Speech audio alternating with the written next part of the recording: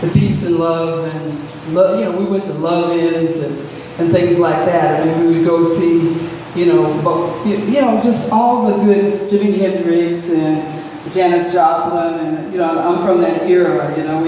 We go see all those great artists. I'm so glad that Eric Clapton and some of the great people, Bob Marley, in those days. So at one time, we started to meditate.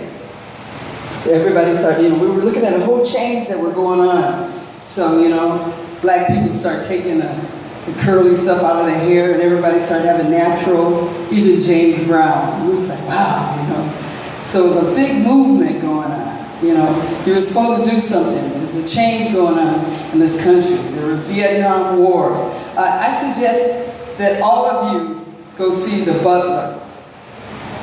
Go see The Butler, then you can know where we've been through, what we've been through in the country. The civil rights movement. It was black, it was white, it was, Jewish. It was all of us together, fighting for the change in this country. So when I start meditating, my conscious level starts changing. So we're like, there's no place to eat. So we had the first vegetarian restaurant in San Diego in 1971. And George Harrison ate there. A lot of great people. We didn't think, everybody laughed at us. They go, no, man, vegetarianism. We had the first yoga studio. We brought Birkenstocks to the city. So we brought a big movement here, wheatgrass, all those different, things that they're doing. You just see Dr. Ann Wigmore, who, started wheatgrass, but a whole movement. And then, I met Bob Marley, and I started hanging out with Bob. So reggae wasn't on the radio. We're like, you say reggae, and people say, what?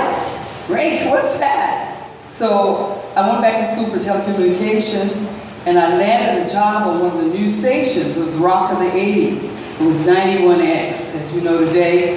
And I was on 91X for 25 years. And we got to be the biggest reggae promoters.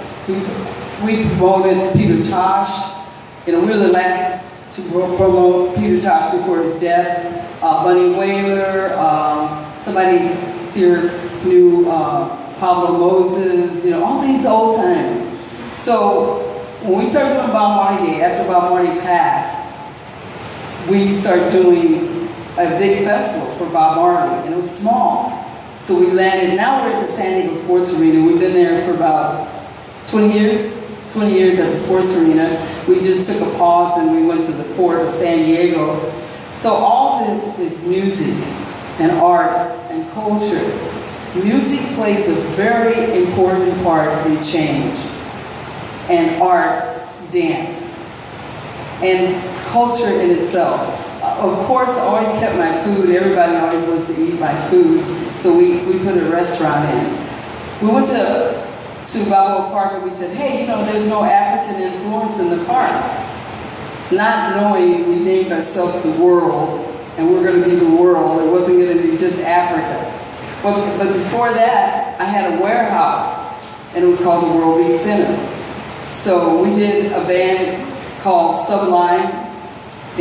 Bradley was like young, and there was a dog inside. I went, what is this dog doing in here? It's Dalmatian.